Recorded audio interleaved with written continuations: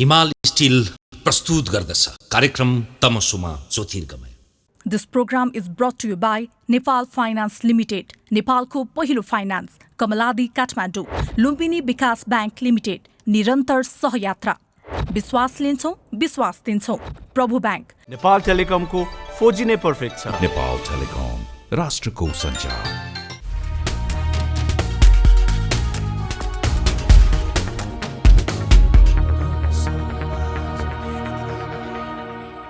दर्शकबिन नमस्कार। कार्यक्रम तमसोमा ज्योतिर्गमयमा यहाँलाई हार्दिक स्वागत छ।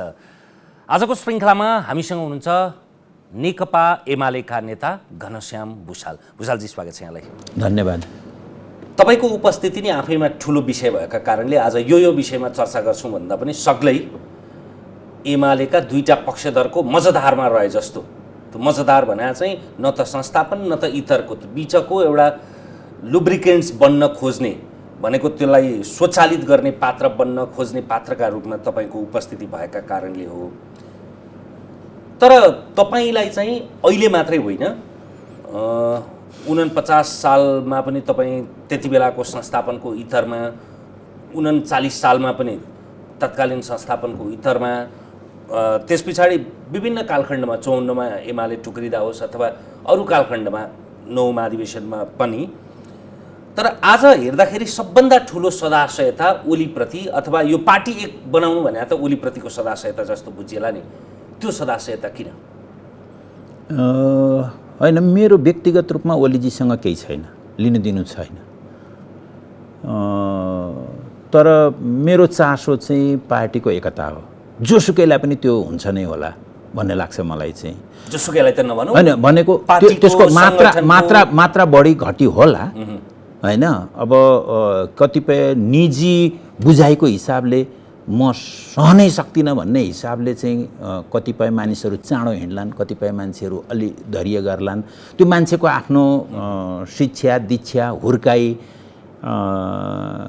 त्यसले बनेको मान्छेको संस्कार पनि होला। तर म चाहिँ सामान्यतया यो पार्टी यो आन्दोलन का प्रति मेरो लगावका हिसाबले म अरू धेरै साथीहरूको कुरा सुन्छु, नेताहरूकै कुरा सुन्छु। नेताहरूको कुरा सुन्छु भनेको उहाँहरूले चाहिँ जब बोल्नुहुन्छ नि मेरो भन्नुहुन्छ, त्यसका प्रति मेरो एक खालको सधैँभरि रिजर्भेसन रह्यो के। त्यो हाम्रो भन्नेतिर चाहिँ नहुने कुरासँग मेरो अलि अगाडिदेखि नै, धेरै अगाडिदेखि नै यस्तो संस्कार बनेर आयो। अब यदि कमजोरी हो भने यो भयङ्कर कमजोरी हो। यदि मैले सिकेको बुझेको मलाई गुरुहरूले, आमाले, बाले, समाजले, पार्टीले सिकाएको यो राम्रो कुरा हो भने यो धेरै राम्रो कुरा मैले बचाएको छु भन्ने लाग्छ। हुन त एक साता अगाडि तपाईँले शिलापत्रमा बसन्त बस्नेतजीसँग लामो अन्तर्वार्ताका क्रममा बडा खुलेर कुरा गर्नुभएको छ। अझ निर्बन्ध रूपमा त्यहाँ त भूराजनीतिदेखि लिएर पार्टी स्थापनादेखि लिएर त्यसको सैद्धान्तिक दार्शनिक विमर्शका विषयमा पनि चर्चा भयो। कतिपय बाहेक सन्दर्भ नदोरिने गरी असाध्यै सपाट रूपमा छलफल गरौँ आज। किनभने नेकपा एमाले भनेको नेकपा भनेको सरकार, अनि यसको प्रकारान्तरले मैले यसलाई फेरि ठ्याक्कै शब्द र यसको पर्यायवाची शब्दका रूपमा भन्न खोजे होइन। त्यसको प्रभाव भनेको नेपालको दीर्घकालीन भविष्यसँग, आजको वर्तमानको स्थिरतासँग र जनताको भविष्यसँग पनि जोडिने सबभन्दा ठुलो जनाधार भएको, पछिल्लो निर्वाचनलाई हेर्ने हो भने सङ्गठनमा सबभन्दा मजबुत भएको, अनि अरूले पनि ईर्ष्या गर्न खोज्ने खालको सोपान भएको, त्यो आजका दिनमा सशस्त्र द्वन्द्वमा 10 वर्षमा त्यस्तो हुर्मत लिँदा पनि खिया नलागेको, नमक्किएको, कतिपय नेता अलग थलग भए, पार्टी सङ्गठन टुक्री होला, तर पनि त्यसप्रति तपाईँहरू जस्ता निष्ठा भएका मान्छेहरूको रुझान भएर पनि हुनसक्छ। त्यसैले पनि यो तपाईँहरूकै पार्टीका विषयमा केन्द्रित भएर छलफल गर्न चाहेको हो। आजका दिनमा यो पार्टी आइपुग्नुका पछाडि सबभन्दा बढी दोषी कसको कति? तपाईँले त्यसको पर्सपेक्टिभ आजको राजनीति जहाँ पुगेको छ त्यहाँ व्यक्तिहरूको चलखेलको हिसाबले हेर्नुहुन्छ भनेदेखि तिनका कर्मको कुरा गर्नुहुन्छ भने कमरेड ओलीले धेरै ठुलो गल्ती गर्नुभयो। त्यो गल्ती भनेको अब उहाँलाई के लाग्यो, यसरी अझै पोजिटिभली हेर्दाखेरि चाहिँ म इतिहासमा उहाँले आफू जसरी हुर्केर आउनुभयो त्यस हिसाबले हेर्दाखेरि चाहिँ म मात्रै यो मुलुकलाई ठिक दिशा दिन सक्छु, पार्टीलाई ठिक दिशा दिन सक्छु भन्ने त्यो चाहिँ बुझिन्थ्यो। पहिले पनि कुरा गर्दाखेरि चाहिँ म आएर अलिकति यसलाई चाहिँ यसलाई ठेगानमा ल्याइदिएर छोड्ने हो, यो आन्दोलन ठेगानमा गएन भनेर पहिले पनि भन्नुहुन्थ्यो। कसरी ठेगानमा लैजानुहुन्छ भन्ने कुराको उहाँले व्याख्या गर्नु हुँदैन थियो। खैर उहाँ आउनुभयो र उहाँ महाधिवेशनमा 9औं महाधिवेशनमा आएदेखि जे गर्नुभयो, जता जानुभयो, जता पार्टीलाई लतार्नुभयो त्यो चाहिँ गलत बाटो थियो। उहाँलाई फेरि पनि के लागेको थियो भने यिनीहरूले कुरा बुझेका छैनन् भन्ने लागेको थियो। तर यो पछि गएर उहाँमा त्यो संस्कार विकसित भइसक्यो। म भन्दा बाहेक कोही पनि ठिक छैन भन्नेतिर उहाँको त्यो व्यक्तित्व त्यसरी बन्दै गयो जस्तो लाग्छ मलाई। आफ्नो ब्रह्मले जे देखु त्यही नै अन्तिम सत्य हो। त्यो हो। उहाँले अरूबाट सिक्न, अरूबाट बुझ्न, तथ्यलाई हेर्न, कहिलेकाहीँ हुन्छ नि तथ्य बग्रेल्ती चिम्त तथ्यहरू छन्, म यो सब तथ्यसँग एक्लै लड्छु, तथ्यहरूसँगै लड्छु, म सत्यसँग लड्छु भन्ने त्यो खालको एक खालको समस्या होला। त्यो एउटा बुझाइको समस्या रह्यो, जसले गर्दाखेरि चाहिँ उहाँले क्रमशः 9औं महाधिवेशनदेखि पार्टीलाई आन्तरिक रूपमा, पार्टी बाहिर चाहिँ विकास हुँदै थियो, त्यसका लागि यसको ऐतिहासिक, यसको राजनीतिक, यसको सामाजिक अनेक कारणहरू थिए र पार्टीले विकास पनि गर्यो। त्यही बेलामा गरि नै रह्यो भनौँ न। त्यो त्यतिखेर मात्रै गरेको त होइन, त्योभन्दा अगाडिदेखि नै गर्दै थियो। तर उहाँले चाहिँ आन्तरिक रूपले पार्टीको आन्तरिक जुन प्रणाली छ त्यो प्रणाली ध्वस्त पारिदिनु भयो। त्यो नेकपा एमालेमै पनि प्रणाली करिब करिब ध्वस्त पारिसक्नु भएको थियो उहाँले चाहिँ। त्यही बिचमा घटनाले चाहिँ हामी एकतामा गयौँ र त्यो कुराहरू ढाकिए। एकता भएपछि त्यसले राष्ट्रिय राजनीतिमा तत्कालका लागि एउटा ठुलो ऊर्जा सिर्जना गर्यो, जसले गर्दाखेरि यी कमजोरीहरू, उहाँका कमजोरी फेरि पनि लुके, ढाकिए। तर त्यो उहाँसँगका ती नैसर्गिक कमजोरी भन्छु मैले, सुरुदेखि नै रहेका यस्ता कमजोरीहरू कम भएनन्। उहाँले आफूलाई मूल्याङ्कन गर्न सक्नु भएन, बुझ्न सक्नु भएन। उहाँले आफूलाई पनि क्षति गर्यो त्यो कुराले गर्दाखेरि। किनभने मैले यसरी हेर्दाखेरि चाहिँ कतिपय कमरेडहरू मैसँग भन्नुभएको छ, माधव कमरेडले नै भन्नुभएको छ मसँग कि यो 74मा उहाँ प्रधानमन्त्री बन्ने बेलामा, तपाईँलाई मैले पहिले पनि सम्भवतः भनेको छु, ओलीजीले लिएको बाटो सोचेको गोरेटो चाहिँ ठिक छैन भन्ने मलाई लागेको थियो। त्यसले गर्दाखेरि चाहिँ संसदीय दलमा चुनौती दिनुपर्छ भन्ने थियो। मैले माधव कमरेडसँग भनेको थिएँ कि तपाईँ उठ्नुहोस् कि म उठ्छु भनेर चाहिँ। उहाँले नै मसँग के भन्नुभएको थियो भने हामीले अहिले ओलीजी यस्तो लोकप्रिय हुनुहुन्छ, यो बेलामा हामी उहाँलाई चुनौती दिँदाखेरि जनताले हामीलाई के भन्छन् भन्ने उहाँको भनाइ थियो। त्यतिखेर पनि मैले सपाट भनेको थिएँ, यो तत्कालको कुरा हो, 6 महिनादेखि 1 वर्षभित्रमा यो कुराहरू देखिन्छन्, यी वास्तविकताहरू बाहिर आउँछन्। किनभने मैले भनेकै शब्द भन्ने भने ओली कमरेडका खुट्टा जता फर्केका छन् त्यो ठिक दिशातर्फ छैन।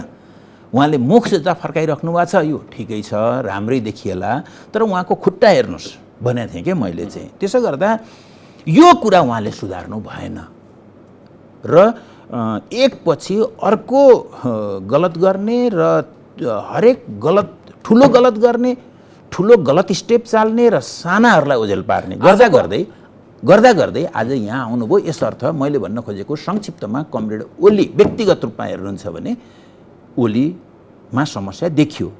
यद्यपि तपाईँले यसको सैद्धान्तिक, यसको ऐतिहासिक सन्दर्भ फेरि बाँकी छ। किनभने यस्तो आन्दोलनबाट अहिले तपाईँले भने यस्तो लोकतान्त्रिक कम्युनिस्ट पार्टी तर त्यति लोकतान्त्रिक यस्तो पार्टीबाट यस्तो नेता कसरी जन्मिन सक्छ भन्ने कुरा चाहिँ हामीले यो आन्दोलन बचाउन सक्यौँ भने हाम्रो ठुलो अध्ययनको विषय हो। फेरि अब कमरेड ओली व्यक्तिगत रूपमा भनेको होइन, मैले चाहिँ फेरि पनि भन्दै छैन, मेरो व्यक्तिगत रूपमा कुनै रिस आवेग छैन उहाँका प्रति, तर मेरो आन्दोलनमा यस्तो मान्छे निक्ल्यो जसले आन्दोलनलाई अप्ठ्यारोमा पार्यो भन्ने कुरा चाहिँ मेरो र हरेक नेकपा एमालेका मान्छेहरूको चिन्ता हो। हामी भविष्यमा अध्ययन गर्ने। अर्को कोणबाट हेर्दा त्यो पटक प्रयोग भएको बिम्ब हो। मदन भण्डारीको देहावसान पश्चात एमालेको नेतृत्व लिनुभएका माधव कुमार नेपाल र झनलाल खनालको पालामा एमाले भनेको चाहिँ न हाँसको चाल न कुखुराको चाल।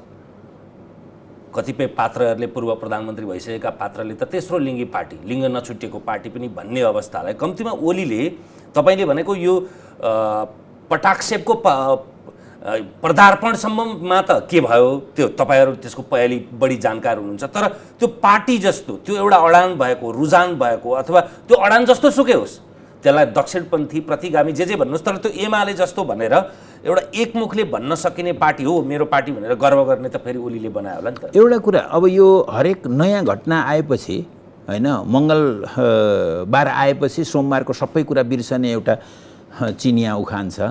त्यस्तो कुरा गर्दाखेरि त जे भन्दाखेरि पनि हुन्छ। नत्र भने मदन भण्डारीको मृत्यु पछाडि पनि यो पार्टी निरन्तर विकासमान नै थियो। पछि एउटा यस्तो झन्झावात राष्ट्रिय राजनीतिमा आयो जतिखेर हाम्रो राष्ट्रिय संस्था, राष्ट्रिय व्यक्तित्वहरू ढलमलाउने एउटा स्थिति बन्यो। भनेको खास गरी माओवादी युद्ध पछाडि हामी बाहिरी दुनियाँसँग तपाईँले अनमिनहरू आउनेदेखि लिएर भारबुँदे इन्डियामा हुनेदेखि लिएर यसको भूराजनीति हेर्नुहुन्छ भनेदेखि हामीले हाम्रो जीवनशक्ति असाध्य लुज गर्दै गएका थियौँ त्यतिखेर चाहिँ। पार्टीको मात्रै होइन, देशकै त्यही भने नि मैले, संस्थाहरू हाम्रा व्यक्तित्वहरूको विघटनको एउटा होइन अथवा अप्ठ्यारा काल थियो। माधवजीको व्यक्तिगत रूपमा माधवजीलाई र ओलीजीलाई तुलना गर्दा गरौँला, त्यो अर्को कुरा भयो। तर लिडरसिपका हिसाबले भन्नुहुन्छ भनेदेखि हामीले जति तपाईँले आज भन्नुहुन्छ त्यो हिसाबले चाहिँ माधवजीको कालमा हामीले लुज गऱ्यौँ भन्ने होइन। एउटा यस्तो बेला थियो जतिखेर 64 सालको निर्वाचन हामी हार्यौँ। एक घटनाका हिसाबले हार्नु त कुनै ठुलो कुरा भएन, मतलब व्यक्तिको दोष होइन। हाम्रो समस्या राजालाई हामीले त्यो आधा सचिव प्रतिगमन भन्न हुन्थ्यो कि हुन्न थियो भन्ने कुराको जिम्मा चाहिँ माधव कमरेडलाई लिनुपर्छ। अरू कुरा सामूहिक हुन्, त्यो पनि सामूहिक हो, तर लिडरको हिसाबले त्यसबाट उहाँ पन्छिन पाउनुहुन्न भन्ने मलाई लाग्छ। महत्त्वपूर्ण ठुला गल्छेडामा के गरेको थियो त्यसको न अर्थ होइन, ठुला त सानोतिनो साङ्गठनिक जीवनमा त को नेता हुन्छ को कार्यकर्ता हुन्छ। तर त्यही बिचमा हेर्नुहुन्छ भने यदि शान्ति प्रक्रिया टुङ्गिएर हामी कहाँ एक हिसाबले गृहयुद्धमा पुगेको मुलुक जहाँ आयो, कमसेकम बाँच्यौँ हामी। किनभने यस्तो बेलामा राष्ट्रहरू टुक्रेका छन्, बर्बाद भएका छन्।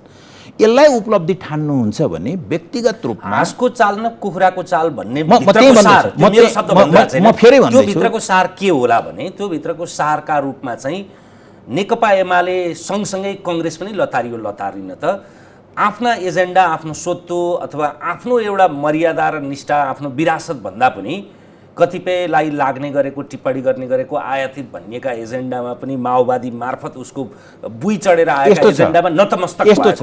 राजा स्वयं लोकतान्त्रिक हिसाबले चल्न चाहेको हुन्थ्यो भने त्यतिखेर राजतन्त्र जाँदैन थियो, जान आवश्यक पनि थिएन होला, इतिहासले त्यो मूल्याङ्कन गर्थ्यो। तर राजा स्वयं लोकतान्त्रिक हिसाबले जान नचाहेपछि एजेन्डा फेरिनु पर्ने भए। एक, दुई, यो ठुला पार्टीहरूको, म ट्रेडिसनल पार्टी भन्छु, ट्रेडिसनल पार्टीहरूको एउटा वास्तविकता के छ भन्दाखेरि उनीहरूले लामो समय सत्तामा रहिरहँदाखेरि उनीहरू यथास्थितिवादी हुँदै जान्छन् र तिनका विरुद्धमा तल वैकल्पिक नाराहरू, वैकल्पिक आन्दोलनहरू अगाडि बढ्छन्। तर जुन राजनीतिक पार्टीमा जीवन शक्ति छ त्यसले के गर्छ भने ती सडकका नाराहरू आफैले टिप्छ र त्यसलाई एडप्ट गर्छ र फेरि बाँचेर जान्छ। त्यस हिसाबले नेकपा एमाले जे गर्यो, काङ्ग्रेसले जे गर्यो, त्यो कुरा दरबार, भारत, हाम्रो समाज यो सबै हेरिसकेपछि ती सडकका नारा यिनीहरूले टिपे। असाध्य स्वाभाविक हो, यो जहाँ पनि हुन्छ। अरू पार्टीहरू पनि हेर्नु, बेलायतमा हेर्नुहोस् कुन पार्टी कति 10औं वर्ष 20औं वर्ष तल कता रसातलमा पुगिसकेको भन्ने हुन्छ, तर फेरि उब्रेर आउँछ नयाँ ट्रेन्डहरूलाई, त्यसले समातेर जान्छ। अमेरिकामै पनि कैयन चाहिँ सासाना मुभमेन्टहरूलाई उठेका हुन्छन् जसलाई चाहिँ डेमोक्रेटिक यो रिपब्लिकन पार्टीले वास्ता गर्दैनन्। पछि जब त्यो एजेन्डाहरू पपुलर भएर जान्छन् सडकबाट टिपेर तिनीहरूले आफूलाई अगाडि बढाएर लिएर जान्छन्। यो सुविधा यी ट्रेडिसनल भनिएका अथवा अलि लामो हिस्ट्री भएका संस्थागत रूपले जरा गाडेका ती पार्टीहरूलाई यो सुविधा हुन्छ। यस हिसाबले हेर्नुहुन्छ भने कमरेड माधव नेपालले गरेको गल्ती त्यतिखेर त्यो एउटा विवादित निर्णय गर्नुभयो। यसलाई मैले अहिले यति मात्रै भनौँ। नत्र भने कमरेड झलनाथ खनालको कुरा गर्नुहुन्छ भनेदेखि त झलनाथ खनाल त्यही एकदमै अप्ठ्यारो बेलामा अध्यक्ष हुनुभयो। तर त्यही बेलामा हामीले 33 सिटबाट करिब 90 सिट बढायौँ, त्यही उहाँको एउटा 5 वर्षकै कालमा। एउटा उपलब्धिको हिसाबले हेर्नुहुन्छ भने हामी बेसरी फड्को मारेका छौँ। सैद्धान्तिक रूपले भन्नुहुन्छ भने 8औं महाधिवेशनमा र 9औं महाधिवेशनमा हामीले लेखेको जुन डकुमेन्ट छ त्यो डकुमेन्ट र संविधान पल्टाएर हेर्नुहोस् त, हामी कति सुझबुझका साथ अगाडि गएका थियौँ अथवा झलनाथ कमरेडको बेलामा कति सुझबुझका साथ अगाडि गएका थियौँ त्यहाँ देखिन्छ। त्यसपछि अझ ठुलो अवसर कमरेड झलनाथ खनाललाई जुन अवसर प्राप्त भयो त्योभन्दा ठुलो अवसर कमरेड ओलीलाई प्राप्त भएको थियो। तपाईँ बडा सही ठाउँमा आउनुभयो। 8औं र 9औं महाधिवेशनमा तपाईँहरूको, अझ विशेष गरी तपाईँकै 9औं महाधिवेशनमा त अध्यक्ष हुनुभयो केपी ओली, तर एजेन्डा तपाईँकै पारित भयो, त्यो सबैलाई थाहा छ। तर त्यो कस्तो एजेन्डा रहेछ त्यो 9औं महाधिवेशनको, जसले जो पारित भएपछि पार्टी अचम्मको यो अवस्थामा आयो? र तपाईँले नि भन्नुभएको ओली, केपी ओली जस्तो पात्र अथवा प्रवृत्ति चाहिँ कम्युनिस्ट आन्दोलनमा यस्तो लोकतान्त्रिक रूपमा अभ्यस्त भएको आन्दोलनबाट यस्तो पात्र आउने, त्यसको जग त फेरि तपाईँ नै भाष्यकार भएको त्यो विचारले गर्दो रहेछ। यस्तो छ, अब त्यो भन्ने ठाउँ बडा रमाइलो गरी तपाईँले ल्याउनु भयो। त्यो कस्तो छ भने हुन त तपाईँहरूले पनि बेला बेलामा मलाई सोध्नुहुन्छ तपाईँ सिद्धान्तको कुरा गर्नुहुन्छ भन्नुहुन्छ। जस्तो मुसा मार्ने सिद्धान्तको कुरा गऱ्यो भने के गर्नुपर्छ मुसा मार्न भन्दाखेरि मुसालाई ट्र्यापमा हाल्ने एउटा साँचो भन्छौँ हामी चाहिँ, अरू तपाईँहरूकोतिर के भन्नुहुन्छ, त्यो साँचो खोलेर राखिदिनुपर्छ, मिलाएर राखिदिनुपर्छ। उसको त्यो मुसा मार्ने विष हुन्छ त्यो राखिदिनुपर्छ, बिरालो पाल्नुपर्छ र त्यो छोडिदिनुपर्छ। यो मुसा मार्ने सिद्धान्त हो, फेरि पनि सिद्धान्तकै कुरा हो। तर ओलीजीले के गरिदिनु भयो भन्दाखेरि त्यो 9औं महाधिवेशनको जुन डकुमेन्ट थियो मुसा मार्ने सिद्धान्त, त्यसलाई त्यो साँचोहरू थिए बोरामा हालेर राखिदिनु भयो, मुसा मार्ने औषधि थियो पोको पारेर राखिदिनु भयो, बिरालो थिए बाँधेर राखिदिनु भयो, अनि लाठी लिएर उहाँ मुसाको पछाडि दगुर्नु भयो। सिद्धान्त मुसा के अरे बिरालो पाल्ने, बिरालो खोलिदिने होइन, विष राम्ररी हालिदिने होइन, यो साँचोहरू राखेर खोलेर साँझ राखिदिने, यस्तो कुरा थियो, लेखेको चाहिँ त्यो थियो। तर उहाँले गर्नुभयो के भने यो सबै पर राख्नुभयो, लाठी लिएर हिँड्दिनु भयो। जसले गर्दा मैले फेरि पनि धेरै राम्ररी दावाका साथ भन्छु, आज पनि दुनियाँका सामने भन्छु, उहाँले हामीले 9औं महाधिवेशनमा जुन सिद्धान्तहरू जुन कार्यदिशा पास गऱ्यौँ, म आफै संलग्न थिएँ भनेर मात्रै भन्दै छैन। मैले हेरेको छु हाम्रो साहित्य, हाम्रो लेफ्ट साहित्य, प्रगतिशील साहित्य, कम्युनिस्ट साहित्य, त्यसको इतिहास, यो सबैमा हेर्दाखेरि चाहिँ हामीले असाध्य ठिक ठाउँमा टेकेका हौँ। सिद्धान्तको हिसाबले, विचारको हिसाबले हामीले धेरै ठिक ठाउँमा टेकेका हौँ। र अब आज हामी अप्ठ्यारोमा परेका छौँ। हेर्नु होला टीकारामजी, यो मुलुक बन्यो भने, फेरि भन्दैछु मैले, यो मुलुक बन्यो भने आजका लागि 10 वर्ष पछाडि फेरि अरू सिद्धान्तहरू आउलान्, हामीले बनाएको भन्दा राम्रा सिद्धान्तहरू आउलान्, तर आजका लागि हामीले बनाएका सिद्धान्तको कुनै विकल्प छैन भन्ने कुरा त म सादर तपाईँ मार्फत सबैलाई मैले अनुरोध गर्न चाहन्छु। भएको के हो र आज पनि भइरहेको कुरा के हो भने, हामी जस्ता मानौँ न बिरालो भनेर भन्ने हो भने, हामी जस्ता मुसा मार्ने बिरालाहरू त उहाँले समातेर राख्नुभयो, खान दिनु भएन, कुट्नुभयो, अझ खोलिदिनु पर्ने थियो। त्यसैले त भनिएको हो त सिद्धान्तको रङ खैरो हुन्छ, जीवनको रङ हरियो हुन्छ। त्यो ठिक हो, मैले माने कि तपाईँले यसै हेर्दाखेरि चाहिँ लाठी लिएर उफ्री पाफ्री गरिरहेको मान्छेलाई हेर्दाखेरि सिद्धान्तले के गर्छ, यत्रो पौरख देखाइरहेको छ भन्ने हुन्छ। तर त्यो खैरो यस्तो खैरो हुन्छ कि होइन, तपाईँले मन नपरेको यस्तो खैरो हुन्छ कि जसले अन्ततः तपाईँलाई पछार्छ, तपाईँलाई दण्डित गर्छ। विशेष गरी फागुन 28 गते एमालेको 10औं महाधिवेशन आयोजक कमिटी बनाइएको थियो, तर त्यसलाई मान्यता दिन नसकिने भनेर सर्वोच्च अदालतले त्यसलाई अस्वीकार गर्यो। त्यसकै प्रभावस्वरूप हुनुपर्छ बागमती प्रदेशमा त्यहाँको नीति तथा कार्यक्रम एमालेका दुईटै पक्षले सर्वसम्मतले पारित गरे। अष्टलक्ष्मी साक्य, राजेन्द्र पाण्डे सहितको एउटा 9 सदस्यीय एउटा सहजीकरण समिति पनि बन्यो। यसको अर्थ के हो भने पार्टी एक हुनुपर्छ भन्ने हुटुटी चाहिँ केन्द्रका त्यो पनि 2-3 जना पात्र, योगेश भट्टराईजीले त ट्विटरमै लेख्नुभयो, केपी ओली, माधव नेपाल र झलनाथ खनाल, यी 3टा पात्रमध्ये जोसँग सत्ता छ, जोसँग शक्ति छ, उसँग बढी अहमता पनि होला, हुने नै भयो। तर बढी चाहिँ ध्यान यी 3टा पात्रलाई दिनुका पछाडि सत्यको कति नजिक हुन्छ यो तर्क? यस्तो छ, सामान्यतया पार्टीमा नेकपा एमालेमा आज देखिया छैन। त्यो नदेखिनुको अर्को कारण छ, त्यसमा मैले धेरै जान्न। खास गरी ओली कमरेड पछाडि रहेको दोस्रो पुस्ता, तपाईहरुले हेर्दाखेरि हामी सबै नेकपा एमाले भित्रको दोस्रो पुस्ता के गर्दैछ यसले भनेर हेर्नुहुन्छ।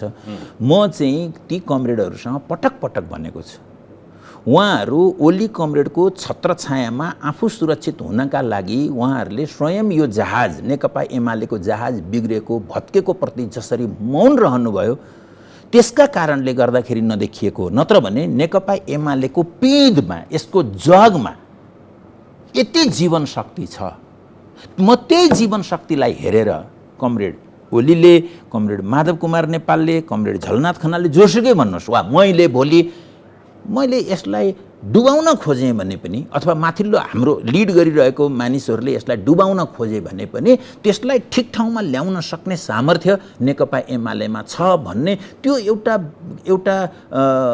एउटा विश्वास, मैले कहिलेकाहीँ भन्छु पूर्वाग्रहको तहसम्म विश्वास, अन्धविश्वासको तहसम्म भन्न मिल्ला अरूले भन्दाखेरि, त्यो तहसम्म मलाई विश्वास। तपाईँ यसो भन्दै हुनुहुन्छ कि केपी ओलीको त दोष हुँदै हो, किनभने पार्टी अध्यक्ष सभापति यत्रो लामो छलफल पनि गरिरह्यौँ तपाईँका अनुसार, तर माधव नेपाल र झलनाथ खनाल भन्दा बढी दोषी चाहिँ केपी ओलीलाई अडेस लाग्ने भित्ता बन्ने ईश्वर पोखरेल, सुभाष नेम्माङ, प्रदीप गेवाली, विष्णु पौडेल, शङ्कर पोखरेलहरू बढी जिम्मेवार छन्। त्यो भित्ता मलाई चाहिँ फेरि यो अतिरञ्जना गर्नु हुँदैन। कमरेड ओलीको भित्ता लाग्न सक्ने गरी उहाँहरूसँग त्यो उ छ भन्ने त मलाई लाग्दैन। त्यो तहको त होइन। उहाँहरू चाहिँ उहाँहरूले एउटा एक खालको अनक्रिटिकल के हैन, त्यो आलोचनात्मक चेत बिना कुनै निस्वार्थ भन्नुहोस् न, समर्पित गरिदिनु। कमरेड ओलीका प्रति उहाँहरूले आफूलाई समर्पित गरे जस्तो त देखियो, तर कालान्तरमा यो कुराको मूल्याङ्कन समर्पित किन गर्छ मान्छेले भन्दा त्यहाँ केही देखाएको थियो। के देखाएको थियो भन्दा छत्रछायामा त्यहाँ हित मन्त्री सन्त्री आदि इत्यादि आफ्नो निजी, यो चाहिँ मेरो उहाँहरूका प्रति उहाँहरूसँग जुन कुरासँग त उहाँहरूले हिजो लडेकै हो कमरेडहरूले, त्यो छोड्यौँ भनेर आएको हो। ती हरेक कमरेडले चाहिँ हिजो मृत्युसँग खेलेर यत्रो आन्दोलन निर्माण गरेर आज उहाँहरूले आफ्नो त्यो छाताभित्र आफू व्यक्तिगत जिन्दगी सुरक्षित हुनका लागि उहाँहरूले जे गर्नुभयो त्यसले आज एमालेको यो हालत बनाउनका लागि कम भूमिका खेलेको छ भन्ने मलाई लाग्दैन। त्यो कमरेडहरूसँग मेरो गुनासो यति मात्रै हो। ओली मिल्न चाहँदा अथवा ओली उदार हुन चाहँदा पनि हुनुहुँदैन है भन्ने पंक्ति त्यस्तो ल्याकत राख्छ? त्यो त मैले देख्दिनँ, मैले देखिनँ कहिले पनि। किनभने म जस्तो उठा बसीमा त हामी धेरै अगाडिदेखि नै सँगसँगै छौँ नि। कमरेड ओलीसँग असहमति बोल्न सक्ने, असहमति राख्नका लागि राख्ने कुरा होइन। उहाँहरू हामीसँग मसँग जे भन्न सक्नुहुन्छ बोल्नुहुन्छ त्यही कुरा मात्रै ओली कमरेडलाई भनेको भयो। ओली कमरेड धेरै अगाडि चाहिँ एक खालको या त कुनै पात्रले पनि भन्न यो अन्तर्विरोध या त चर्केर धेरै अगाडि नै गइसक्थ्यो या त ओली कमरेड सुध्रिनु हुन्थ्यो कि भन्ने एउटा बितेका घटनाहरू हुन्। मैले नाम लिएका कुनै पनि पात्रले दुस्साहस गर्न सक्दैन। दुस्साहस त किन भन्नु पर्यो र त्यति कुरा? मान्छेसँग बोल्ने कुरा किन दुस्साहस भन्नु पर्यो र? आफ्नो कुरा त्यसरी यो हुन्छ यो हुन्न भनेको मैले देखिनँ। शङ्कर पोखरेलले यिनीहरूमध्ये अलि बढी सक्छन् कि? शङ्करजी बोल्नुहुन्छ, आफ्नो कुरा राख्नुहुन्छ, हुनु यो पर्छ भनेर चाहिँ। तर ओलीजीले भनेको यो हुन्न भन्नुहुन्न क्या उहाँको। अरूले चाहिँ अब व्यक्तिगत हुन त बाइ द वे अब यो यति सार्वजनिक यस्तो कुरा गर्न हुन्थ्यो कि हुँदैन थियो, किनभने भोलि उहाँहरूले केन्द्रमा यहाँ खालि माधव नेपाल र केपी ओली, अलिअलि झलनाथ खनाल यी तिनटैको मात्रै लफडा ठान्छन्। उहाँहरूको कोणबाट हेर्दाखेरि यो जहिले झगडा गर्थ्यो भन्ने पनि देख्न सक्नुहुन्छ। त्यसो गर्दाखेरि यो एकलौटी मैले लगाइराखेको आरोप मात्रै पनि हुनसक्छ। त्यसले गर्दा यस्तो कुरा उहाँहरूको बिना मैले भन्न हुँदैन थियो कि भन्ने अर्थमा मात्रै मैले सामाजिक मर्यादाको हिसाबले यस्तो भन्न हुँदैन थियो कि भन्ने मात्रै अर्थमा भनेको मैले चाहिँ। अरू कमरेडहरूले यो हुनपर्छ भनेर दाबी गरेको मैले देखिनँ। कमरेड शङ्कर र कमरेड सुभाष नेम्माङले तै यो हुनपर्छ भन्नेसम्मको आफ्नो अडान, आफ्नो दृष्टिकोण राख्ने गरेको देख्छु। तर तपाईँले गरेको चाहिँ गलत हो भन्न सक्नु पऱ्यो नि त। त्यो चाहिँ उहाँहरूको पनि मैले देखिनँ। भित्र मभन्दा मतलब अलग्गै उहाँहरूको होला, त्यो मैले अरू साथीहरूको बारेमा पनि मैले केही भन्न मिल्दैन। तर मैले नदेखेको कुरा म इमानदारीका साथ। त्यसो त ओली भन्दा इतरको माधव नेपाल पक्षकै पनि ओलीकै सम्मुखमा पुसपाँच अलि अगाडि भनेको महाधिवेशनभन्दा अगाडि त्यो आँट त कसले गर्थ्यो होला र? उतैको मान्छे पनि मिडियामा गर्न सक्थ्यो होला, सार्वजनिक रूपमा सामाजिक सञ्जालमा गर्न सक्थ्यो होला, तर सम्मुखमा कसले गर्न सक्थ्यो होला र? होइन, मैले त्यही त भन्दैछु। भनेको माधवजीसँग कि तपाईँले ओलीजीसँग? हो, ओलीजीसँगको त्यो कुरा त पछि पनि यो पुस पछाडिको कुरा पनि हेर्नुहुन्छ भने अब त्यो एक खालको कल्चरै बनिसक्यो अहिले पनि भन्नुहुन्छ जस्तो मलाई लाग्दैन। तर मैले उताको पात्रको मात्रै भने होइन, यताका तपाईँहरूले होइन, त्यो त मैले त लेखेकै छु, मैले के भनेर चाहिँ होइन। 9 महाधिवेशनपछि एकता हुने बिचमा चाहिँ हाम्रो कमरेड ओलीले माधव कमरेडसँग, झलनाथ कमरेडसँग, वामदेव कमरेडसँग धेरै पटक यो घनश्यामलाई निकालिदिउँ, यसको उपमहासचिव फुकालिदिउँ भनेर धेरै पटक प्रस्ताव गर्नुभयो। त्यो भनेको हाम्रो केन्द्रीय कमिटीमा, हाम्रो स्ट्यान्डिङ कमिटीमा, खास गरी स्ट्यान्डिङ कमिटीमा भएका बहसहरूको ले कमरेड ओलीलाई पारेको प्रभावहरू थियो। त्यसो गर्दा मैले कम्तीमा, अरू मैले धेरै कुरामा दाबी गर्दिनँ, तर म कम्तीमा आफूलाई लागेको कुरा गरेर आएको छु मेरो जिन्दगीमा भन्ने यति कुरामा म इमान्दार छु भन्ने कुरामा मलाई एक हिसाबको गौरव छ भन्नुहोस्। तपाईँ यतिको आलोचनात्मक चेत भएको पात्र ओलीले यस्तो तरिकाले तपाईँहरूलाई चाहिँ करिब व्यवस्था मात्रै होइन, अघि तपाईँले बिम्ब प्रयोग गरे जस्तो दण्डित गर्दा पनि फेरि पनि यही पार्टीलाई मजबुत बनाउने, पार्टी मजबुत गराउनु भनेको आजका दिनमा यही पार्टी अध्यक्षलाई मजबुत बनाउने, यही पार्टी अध्यक्ष संसदीय दलको नेतालाई, प्रधानमन्त्रीको निरन्तरतालाई अक्षुण्ण राख्ने, किन त्यसो त? यो एउटा विश्वासको हिसाबले यो गलत कुरा हो, अस्थिर कुरा हो, नक्कली कुरा हो भन्न पनि सकिन्छ। यसको व्याख्या त पोस्ट मोडर्निस्ट अनेक हिसाबले व्याख्या गर्न सकिन्छ होइन।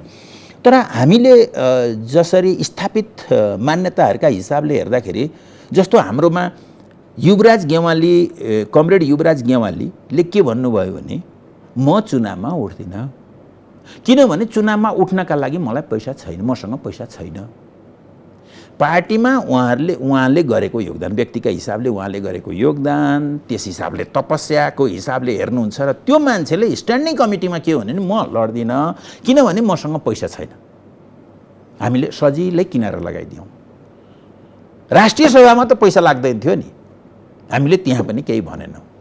समानुपातिकमा त पैसा लाग्दैन थियो नि, हामीले त्यहाँ पनि राखेनौँ भनौँ न। मेरो भनाइ, तपाईँ हाम्रो अष्टलक्ष्मी कमरेडलाई हेर्नुहुन्छ, उहाँको आँखामा हेर्नुहुन्छ भने आगो देख्नुहुन्छ, तपाईँ आगो देख्नुहुन्छ। तर तपाईँ जब साँच्चै बसेर पार्टीको कुरा गर्नुहुन्छ भने त्यो व्यक्तित्व हिजो पनि महिला जसका छोराछोरी कहाँ हुर्के उसैलाई थाहा छैन बिचरा, एउटा काठमाडौँको ठिक्कै खाए लागेको परिवारको केटी किशोरी भागेर पार्टीमा गएर उसले गरेको योगदानको हिसाबले आज त्यो पार्टी बिग्रिराखेको छ, भत्किराखेको छ भन्ने कुरा आगो ओकलिराख्दाखेरि पनि त्यहाँभित्र पनि पार्टीका प्रतिको फेरि संयोगले केपीजीकै निर्वाचन क्षेत्र भएको गौरादाको त्यही दिमदिमीमा पढाएको। म त्यही भन्दैछु, यस्ता हजारौँ मान्छेहरू, फेरि मैले दुईजनाको कुरा मात्रै गरेँ, यस्ता हजारौँ मान्छेहरूको अकथनीय जो बाहिर देखिया छैन, त्यो त्यागले, त्यो बलिदानले, त्यो तपस्याले, त्यो तन्मयताले, त्यो समर्पणले बनेको यो पार्टी हो। यसले गर्दाखेरि त यहाँ मान्छेको दुःख छ, हाँसो छ, व्यथा छ, पीडा छ, वेदना छ। यसर्थ यसलाई अमृतै सही यो पार्टीको माया गर्ने भनेको त ती लाखौँ मान्छेहरूको सम्मान हो। तिनका सम्मानका मार्फत आज बाँचेका तमाम मान्छे, दुःख पाएका मान्छे, तिनका प्रतिको सम्मान हो। यो मुलुकका प्रतिको, मुलुकका जनताका प्रतिको, नागरिकका प्रतिको, हाम्रा सन्तानका प्रतिको त्यो कमिटमेन्ट हो भन्ने अर्थमा बुझ्नुपर्छ। यदि हाम्रा कर्मले यसलाई अप्ठ्यारो पार्छ भने, यो भावनालाई अप्ठ्यारो पार्छ भने त्यतिखेर हामीले सोच्नुपर्छ। त्यस अर्थमा यो पार्टीको एकता म त्यो कोणबाट चाहिँ धेरै महत्त्वपूर्ण छ भन्ने लाग्छ।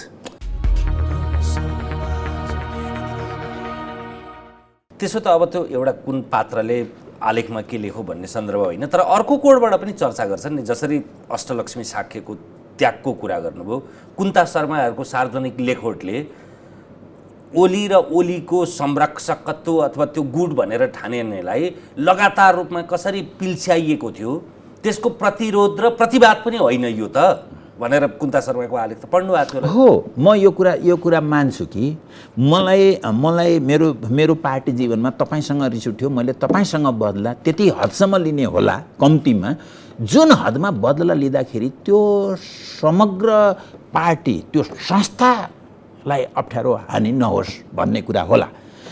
अब मलाई रिस उठ्यो भनेर मैले संस्था बिगार्ने हिसाबले अथवा ओलीजीसँग म सहमत छैन, आज भन्नुहोस् न, ओलीजीसँग म सहमत छैन। जति ओलीजीको अरूका प्रति गुनासो छ म पनि दावा गर्छु त्योभन्दा कम गुनासो उहाँसँग छैन। तर म आज पनि भन्दैछु, म कमरेड ओलीसँग आज पनि व्यक्तिगत बदला लिने कुरा गरिरहेको छैन। आज पनि त्यो 99 सकिएर 1% पनि बाँकी छ भने कमरेड ओली यही पार्टीलाई योगदान गर्नुहोस् भन्छु र त्यसका प्रति म पनि प्रतिबद्ध छु, यो पार्टीको एकताका लागि। त्यो यसकारणले कि एउटा त इतिहासका प्रतिको इमान्दारिता होला, अर्को आशा हो कि भविष्यको आशा पनि हो। किन भन्दा अब कमरेड ओली लगायत यो कमरेडहरूको जुन टिम छ, भने पनि हुन्छ नि, अब माधव नेपाल, झलनाथ मैले लगायत वामदेव कमरेड सबै राख्नुहोस्, यो कमरेडहरूले हिजो गर्नुभयो इतिहासमा व्यक्तिगत सम्बन्धको हिसाबले तिक्तता वा दुश्मनी वा मेलमिलाप वा अनेक कुराहरू होला। यो कारणले थुप्रिएका जति तुसहरू छन् त्यसले त काम गरिरहे, अहिलेसम्म पनि गरिराखेका छन्। अब कमसेकम अहिले बचाउन सक्यौँ, यो इभेन्टमा पार्टी बचाउन सक्यौँ भने त्यो पार्टी हाम्रो पुस्ताले चलाउँछ। पार्टी बचाउने सूत्र के हो त्यसो भए? म पहिलो बचाउने कुरा त अहिले यसको त एउटा एजेन्डामा जान पर्यो। एजेन्डामा जाँदा कमरेड ओलीले के कुरा दिन होइन, स्वीकार गर्दा मात्रै पुग्ने हो। ओलीले आत्मसात गर्दा, बस स्वीकार गर्दाखेरि यो पार्टी सबैले बनाएको, यो उहाँको मौजा होइन, उहाँलाई कसैले दिएको चाहिँ मौजा होइन, यसको एउटा विधि छ। त्यो विधि अनुसार अहिलेको घटनाक्रमले 2075 साल जेठ 2 गते जान पर्यो। हात उठाएर उहाँ त्यहाँ जानुपर्छ भन्ने कुरा स्वीकार गर्नुहोस्। त्यो नै सबभन्दा ठुलो हनुमान ढोका खोलिन्छ। होइन, त्यो हनुमान ढोका खोलिन्छ। त्यसपछि कमरेड ओलीले के बिगार्नु भयो, हामीले के बिगार्यौँ, पार्टी कसरी चलाउने हो, आजका चुनौती के हुन्, त्यसमा कसको के भूमिका हुने हो भन्ने कुराको छलफल त्यहाँबाट सुरु हुन्छ। त्यो त समस्या समाधान होइन, समस्या समाधान हुने ढोका खुल्छ। 2 गतेको कुराले 2 गते गयौँ, जेठ 2 गते भने समस्या समाधानको ढोका खुल्छ। अस्तिको 6 बुँदे त्यो सार्वजनिक आह्वान जेठ 3 अघिको भन्नु र जेठ 2 मा फरक के छ?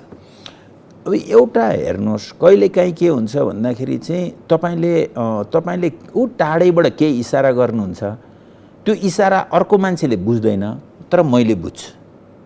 जाउँ भनेको हो कि बस भनेको हो कि एकैछिन पर्खी भनेको हो कि के भनेको म बुझ्छु भनौँ न, त्यो यसरी चल्छ। तर कहिलेकाहीँ के हुन्छ भने हाम्रो यो कम्युनिकेसनमा हैन, कम्युनिकेसनमा सूचनामा समस्या आइदिन्छ। अनेक समस्याहरू त हुन्छन्, कहिलेकाहीँ विश्वासको समस्या हुन्छ। तपाईँले सङ्केत गर्नुभयो बाहिर जा भन्ने, तर यहाँभित्र यसले केही गडबड गर्न खोज्यो भन्ने मैले बुझेँ भने अब कम्युनिकेसन बिग्रियो नि हाम्रो चाहिँ। अस्ति कमरेड ओलीले त्यही भनेको कुरा सोझै भन्दा भइहाल्थ्यो नि, ल जेठ 2 गते जाउँ, अरू कुरा सकियो।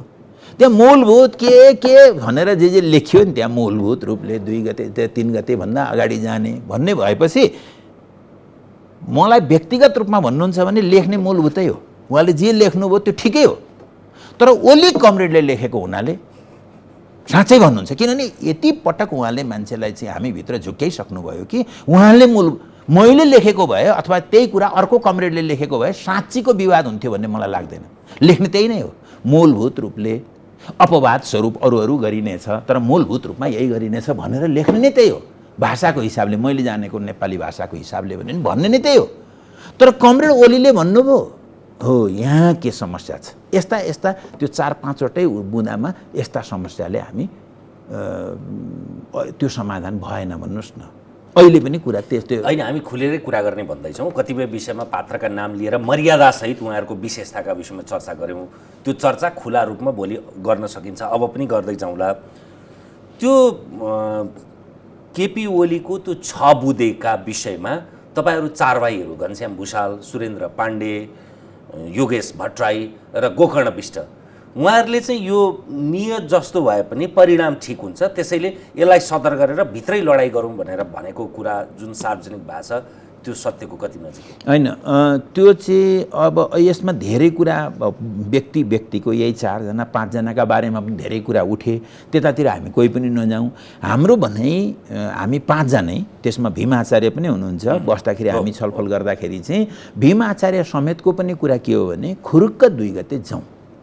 2 गते जाउँ भने के हो भन्दाखेरि त्यो स्ट्यान्डिङ कमिटी, त्यसका पदाधिकारी, केन्द्रीय कमिटी, त्यसका निकायहरू, त्यसका जनसङ्गठनहरू, मातहतका सबै कमिटीहरू, बस भित्र कुरा गर्दा यस्तै गर्छौँ हामी। फेरि जस्तो यो बिचमा चाहिँ तथाकथित याक एनडिए ती भेलाहरू भए नि, त्यहाँ हुँदाखेरि भएका कुरा यी नै हुन्।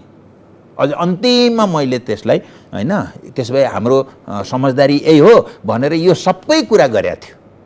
त्यसलाई अरू भाषा हालेपछि, त्यसलाई फुलबुट्टा भर्न थालेपछि त्यसले बालुवाटारले त त्यो 6 बुँदे भनेको तपाईँहरू मार्फत नै लेखिएको र उहाँहरूले दिएकै कुरालाई सार्वजनिक गरेको त्यसो होइन।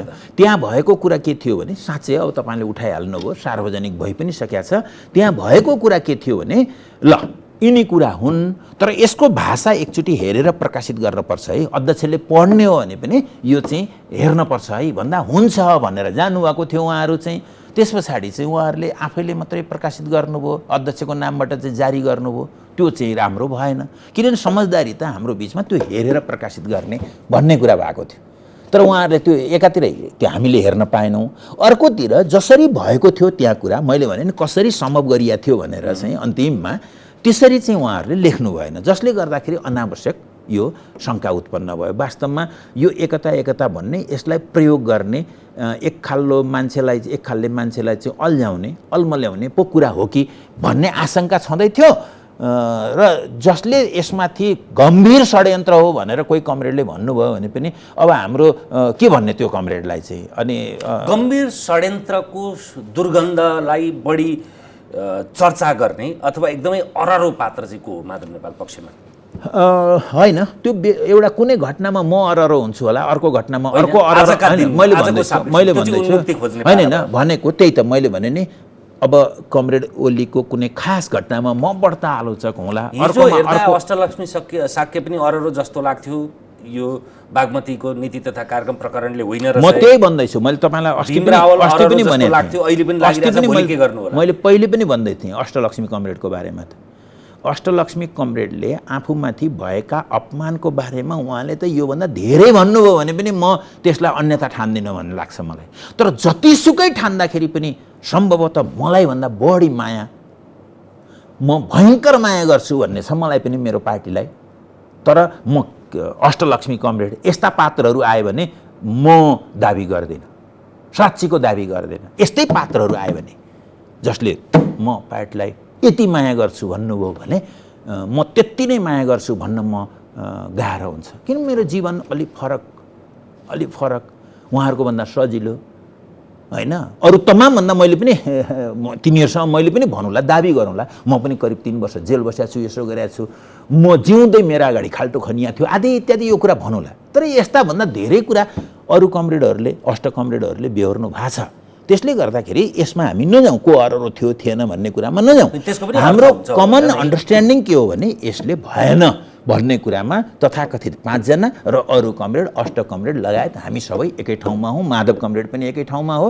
यसर्थ तपाईँ के बुझ्नुहोस् भने यदि 2 गते त्यो बिना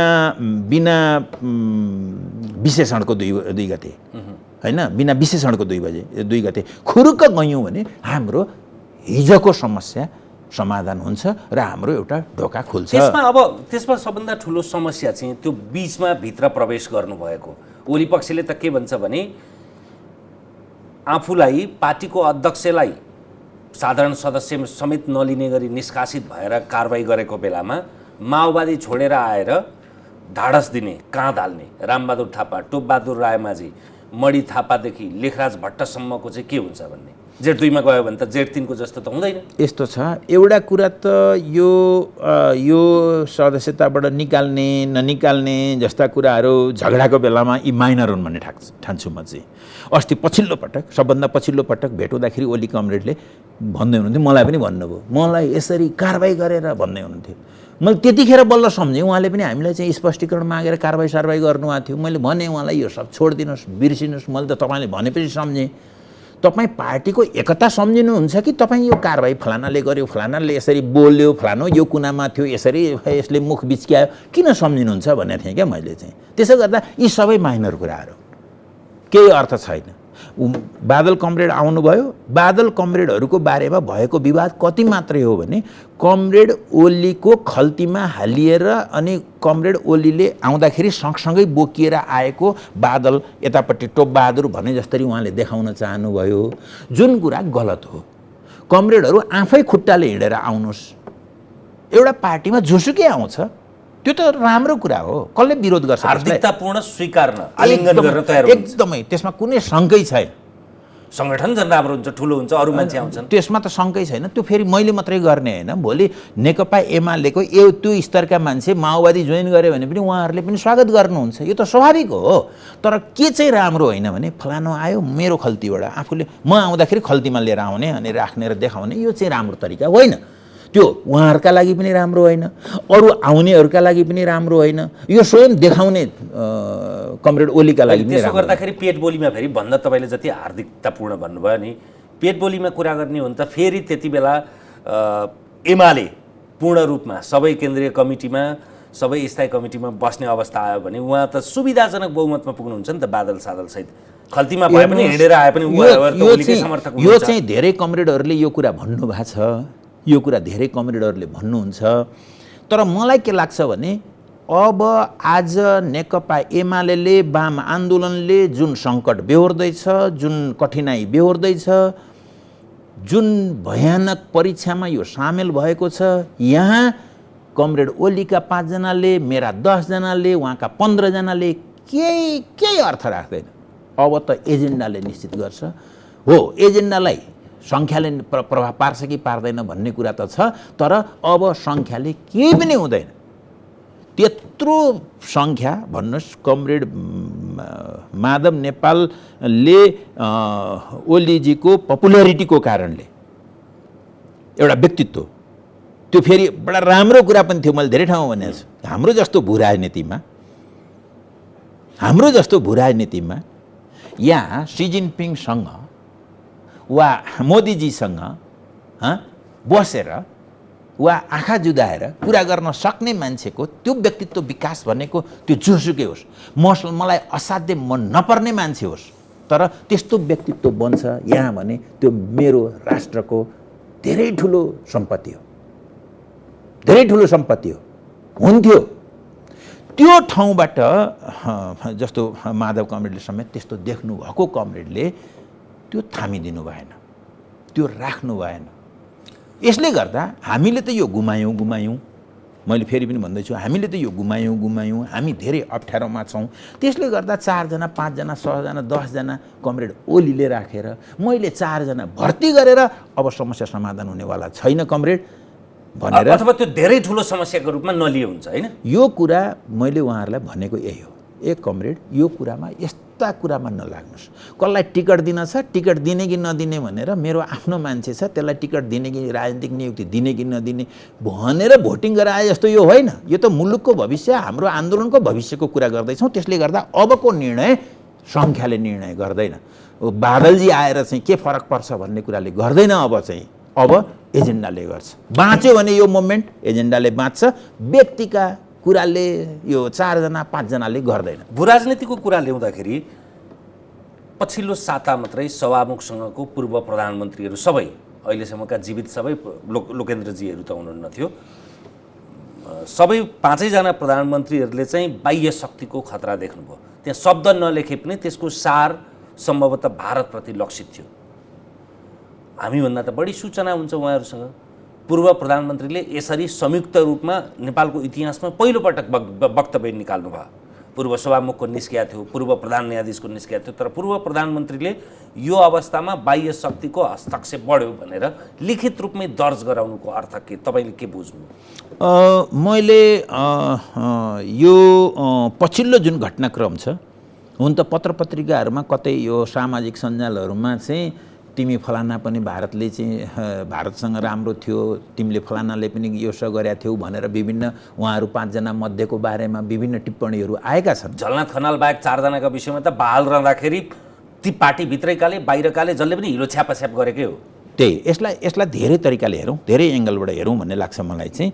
एक, कोही प्रधानमन्त्री भएको थियो, त्यो हाम्रो लोकतान्त्रिक राष्ट्रिय प्रक्रिया अनुकूल थियो, त्यसलाई भारतले पनि समर्थन गर्यो भने यसमा हामीले चित्त दुखाउनु पर्ने कुरा भएन, किनभने त्यो त हाम्रो एजेन्डामा उनीहरूले समर्थन गरेका हुन्। तर हाम्रो लोकतान्त्रिक प्रक्रियालाई बिथोल्ने बिगार्ने गरी कसैले आएका हुन् भने त्यहाँनिर समस्या खडा हुन्छ। एक, दोस्रो, इतिहासमा कसको के बारेमा भयो, हामीले हिजो बाबुरामजी कसरी हुनुभयो, माधवजी कसरी हुनुभयो, देउवाजी कसरी प्रधानमन्त्री हुनुभयो भन्ने कुरामा हैन, प्रचण्डजी प्रधानमन्त्री हुँदा नहुँदा के भए भन्ने कुरामा अल्झेर आजको बहसलाई अलमल नपारौँ। आजको बहस के हो भने यो मुलुक यसले बनाएको संविधान, पृथ्वीनारायण शाहले भने जस्तो मैले यहीँ पनि भनेको थिएँ, धेरै ठुलो दुःखले आर्जेको हो भनेर भने जस्तै हैन, धेरै ठुलो मूल्यले हामीले आर्जेको यो संविधान, हाम्रो लोकतान्त्रिक यो सेटअप, यो बिग्रन हुन्न भन्ने आजको मुद्दामा 5 जना प्रधानमन्त्रीहरूले त्यसमाथि यो सङ्केत गरेर कि हाम्रो संविधानमाथि यताको भारतको हस्तक्षेप छ। त्यो हेर्दाखेरि राजनीतिक रूपमा भाषामा जे लेख्दाखेरि पनि राजनीतिक रूपमा बुझिने यही हो। यो कुरा फेरि भारतकै त्यहाँका मानिसहरू, ठुला अधिकारीहरू जो नेपालै बसेर गएका राजदूतहरूले लेखेका छन्। तपाईँले सही शब्दै प्रयोग गर्नुभयो, मैले पनि सुझबुझपूर्णै इन्डिया नभनेर भारतै प्रयोग गरेँ। तपाईँले भन्नुभएका पूर्व राजदूतले इन्डियाको त्यो मूल्यबोधलाई प्रतिनिधित्व गर्दछन् र नेपालमा 12 बुधे यता जे भयो धेरै कुरा यी भित्रै बीज थियो होला, अङ्कुरणै भयो होला, पुष्पन पल्लवनका लागि बाह्य वातावरणको पनि सहयोग भयो होला, ढाडस भयो होला, हामीलाई मन परेको कुरा बाहिरबाट समर्थन गरेर के बिग्रियो र भन्ने तपाईँले भने जस्तो। तर अहिले भारतले त्यो इन्डियाले गरेको कुरालाई कोर्स करेक्सन गर्न आँट्दैछ ओली मार्फत भन्ने कुराको पूर्व सङ्केत पूर्व प्रधानमन्त्रीहरूले पाएर लिखित रूपमा यो वक्तव्यबाजी आएको हो। यो चर्चा पहिलेदेखि नै चलेको हो। यसका अरू तमाम चिजहरू त भोलि पनि व्याख्या हुँदै जालान्। आज हामीलाई नेपालले संविधान बचाउने, त्यसका लागि त्यो संविधानले व्यवस्था गरेका संस्थाहरू बचाउने र सबभन्दा ठुलो संस्था संसद बचाउने, यो कुरामा भारतबाट थ्रेट छ भन्ने स्वीकारोक्ति हो 5 जना पूर्व प्रधानमन्त्रीहरूको भन्ने मैले बुझेको छु। त्यसर्थ यो चानेचुने कुरा चाहिँ होइन। तपाईँले भने जस्तै 5-5 जना पूर्व प्रधानमन्त्रीहरूले त्यहाँ भन्नुभयो, उहाँहरूको लेखेकै छ नि त त्यहाँ त हैन, कि विदेशको चलखेल हुन हुँदैन भन्ने छ भाषा, सायद यस्तै भाषा छ। त्यसो गर्दाखेरि यो सानोतिनो कुरा होइन, यो धेरै ठुलो कुरा हो। यसलाई नै अहिलेको यो कोर्समा भारत, अहिले मैले भन्दै थिएँ, भारतका कतिपय पूर्व अधिकारीहरूले यो लेखेका छन् कि अहिले हामीले जसरी काम गर्दैछौँ, हामीले फिङ्गरप्रिन्ट नछोडिकन काम गर्दैछौँ भन्नेको बडा तरिकाले हामीमाथि कसैले औँला खडा गर्न नसक्ने गरी हामी काम गर्दैछौँ भन्ने कुरा त उनीहरूले भनेकै छन्। त्यसो गर्दाखेरि यो के भनेका छन् भन्ने मात्रै कुरा भएन। 5 जना पूर्व प्रधानमन्त्रीहरूले जे दिएका छन् यसले धेरै ठुलो कुराको सङ्केत गर्छ। यो अर्को एउटा धेरै राम्रो कुरा सङ्केत गर्छ। यी प्रधानमन्त्रीहरू हिजो कोसँग मिलेका थिएनन्, भारतसँग यिनको सम्बन्ध थियो थिएन, तर जतिखेर यो मुलुकमाथि साँच्चै खतरा आउँछ त्यतिखेर नेपाली एक ठाउँमा उभिन्छन् है भन्ने कुराको पनि धेरै ठुलो जबरजस्त यो मेसेज हो। सम्भवतः सम्भवतः यो प्रक्रियामा या त भारतले आफूलाई प्रष्ट पार्नेछ यदि यो प्रक्रियामा त्यो सामेल छैन, हामीलाई हाम्रो यो लोकतान्त्रिक स्थिरताको प्रक्रियालाई बिगार्ने कुरामा भारत संलग्न छैन भने उसले स्पष्ट पार्ला, आलोचना पनि गर्ला, हामीले गरेकै छैन तिमीले यसो किन भन्यौ भनेर पनि भन्ला, अथवा उसले सोच्ला। अन्त्यमा पर्सि असार 2 गते स्थायी कमिटीको बैठक बस्दैछ, सबैलाई बोलाएर आह्वान गरिएको भनेर बिहान अनौपचारिक रूपमा बुझिएअनुसार माधवजी म पर्सि स्थायी कमिटी बोलाउँदैछु आउने हो नि भनेर ओलीजीले भने पनि सुनियो। यही स्थायी कमिटीमा तपाईँहरू सबै बस्ने वातावरण कसरी बन्छ? अहिले अस्ति उहाँले दिएको वक्तव्य नै हो, योभन्दा तलमाथि होइन। अरू कुरा कसले के भन्यो भन्ने कुरातिर नजाउँ। उहाँले भनेको जेठ 2 गते जाने भनेपछि खुरुक्क जाने कुरा गरौँ। खुरुक्क के अरू साथी जाउँ नजाउँ तपाईँ अथवा तपाईँहरू चाहिँ जानुहुन्छ, जानुपर्छ होइन, सबै जानुहुन्छ। फेरि यो अरू भनेर पनि नछुट्यौँ। अनि यहाँ त त्यो तपाईँहरूको होइन न, हामी नेपाल पक्षमा आदि तपाईँको शब्दमा आत्मसमर्पण, अरूहरूले भन्ने शब्दमा मूलधारमा, अनि अरू चाहिँ नयाँ के अरे बाक्लो दाल खाने नयाँ पार्टी खोल्ने भन्ने। अस्ति कमरेड ओलीको स्टेटमेन्ट आएपछि हामीले जुन एउटा स्टेटमेन्ट दिएका छौँ त्यो हाम्रो सबैको स्टेटमेन्ट हो। त्यसमा हामीले भनेको 2टा कुरा हो। 1 देखि 5 सम्म भनेको त्यो जेठ 2 गतेकै व्याख्या हो। अर्को भनेको उहाँले चाहिँ अहिले दिएको मुद्दाबाट तिमीहरू फिर्ता हौ भनेर भन्नुभएको छ। यो हामी फिर्ता हुन सम्भव छैन। त्यो प्राविधिक रूपमा फिर्ता गर्न पनि नमिल्ने रहेछ नि। होइन, राजनीतिक रूपमा उहाँले भनेको राजनीतिक रूपमा होला, तर यो राजनीतिक रूपमा फिर्ता गर्न सकिएला, म आत्मालोचना गर्न तयार हुन्छु। तर यो हाम्रो लोकतन्त्रमाथिको, हाम्रो लोकतान्त्रिक स्थिरता भन्ने गरेको छु जहिलेसुकै मैले, यो लोकतान्त्रिक स्थिरता माथिको आक्रमण होइन, संसदको विघटन भन्ने कुरा उहाँले पुष्टि गर्नुभयो भने म आजै दुनियाँको सामने फिर्ता लिन्छु। तर लोकतान्त्रिक स्थिरता माथिको खतरा हो भन्ने हो भने त्यो अवस्थामा म सबै कुरा छोड्न तयार छु। मेरा पद प्रतिष्ठा यो त्यो त्यतिखेर यदि आवश्यक पर्छ भने मेरो मुलुक, किनभने कम्युनिस्ट पार्टीहरू विघटन भएका छन्, जतिखेर मुलुक बचाउनु परेको छ दोस्रो विश्वयुद्धमा कैयन ठाउँमा शर्त राखे उनीहरूले, अरू गैर कम्युनिस्टहरूले, यदि संयुक्त मोर्चा बनाएर हिटलरका विरुद्ध लड्ने हो भने तिम्रो पार्टी विघटन गर भन्दाखेरि विघटन भएका छन्, कम्युनिस्टहरूले विघटन गरेका छन्। थर्ड इन्टरनेसनल भन्ने थियो 1943मा, 43मा गएर चाहिँ थर्ड इन्टरनेसनल जो लेनिनले बनाएका थिए, स्टालिनले त्यसलाई भङ्ग गरेका छ। त्यो हिटलरसँग लड्ने बेलामा पूर्व शर्त राखे उनीहरूले, त्यतिखेर चाहिँ त्यो गरेका छ। त्यसो गर्दा हामी यो लोकतान्त्रिक एउटा यो प्रक्रिया बाँच्यो भने, मेरो संविधान बाँच्यो भने, मेरो स्वाधीनता स्वायत्तता बाँच्यो भने म फेरि पनि केही गर्न सक्छु। म गर्न सकिनँ भने मेरा छोराहरूले गर्न सक्छन्। तर यो बिग्रियो भने त अब 10 वर्ष हामी 20 वर्ष हामी लडखडायौँ भने यो मुलुक बाँच्न धेरै गाह्रो छ।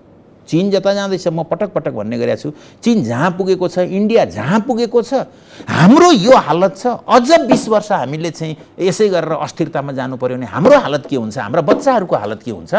त्यसो गर्दाखेरि यो अदालतको मुद्दा फिर्ता गर्ने सन्दर्भमा कमरेड ओलीले भनेको कुरा गलत छ।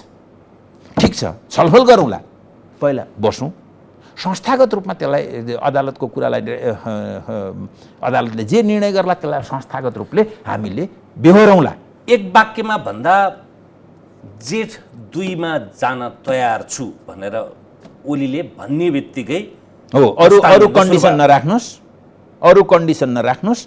जेठ 2 गते अक्षरशः जेठ 2 गते भनेको त्यही 1 देखि 5 सम्म हामीले गरेको व्याख्या हो, 5 वटा बुँदामा। जेठ 2मा साँच्चै के पुग्यो भने त हस्ताक्षर फिर्ता भन्नै परेन नि, त्यसै फिर्ता हुन्छ नि। होइन, फिर्ता त यसै फिर्ता त भएन, त्यो गइ नै सक्यो। फिर्ता गरेर पनि संवैधानिक प्राविधिक कुरा गरे हैन, राजनीतिक रूपमा पनि होइन, राजनीतिक रूपमा हामी एक ठाउँमा हुन्छौँ, अदालतले जे निर्णय गर्छ त्यसलाई संस्थागत रूपले हामीले रेस्पोन्ड गर्छौँ। तपाईँ सम्भावना अलिअलि होइन मजबुत सम्भावना देख्नुहुन्छ? अब पात्रहरूका इन्ट्रेस्टहरू हेर्दाखेरि त सजिलो लाग्दैन, तर इतिहास र यसको जीवनशक्ति भने नि मैले त्यो पनि म झलझली देखिरहेको छु। त्यसले पात्रले जित्छन् कि हाम्रो जीवनशक्तिले जित्छ, हाम्रो इतिहासले जित्छ, हामीले बनाएको विरासतले जित्छ भन्दा म चाहिँ विरासतले जित्छ, हामीले जित्छौँ, यो हाम्रो पार्टीले जित्छ भन्ने लाग्छ मलाई। हस्, समय र संवादका लागि धन्यवाद यहाँलाई। हस्, तपाईँलाई पनि धन्यवाद। हामीसँग हुनुहुन्थ्यो नेकपा एमालेका नेता घनश्याम भुषाल। आजलाई तमसुमा ज्योतिर्गमयको यो श्रृङ्खला यति नै। हेर्दै रहनुहोला AP1। नमस्कार।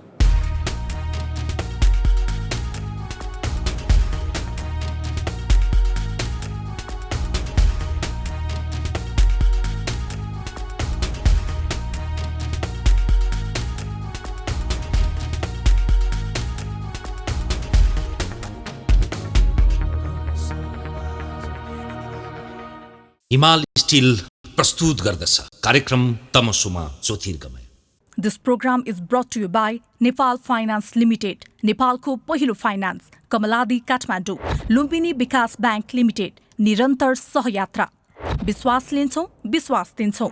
प्रभु ब्याङ्क। नेपाल टेलिकमको 4G नै पर्फेक्ट छ। नेपाल टेलिकम, राष्ट्रको सञ्चार। It's an AP1 presentation.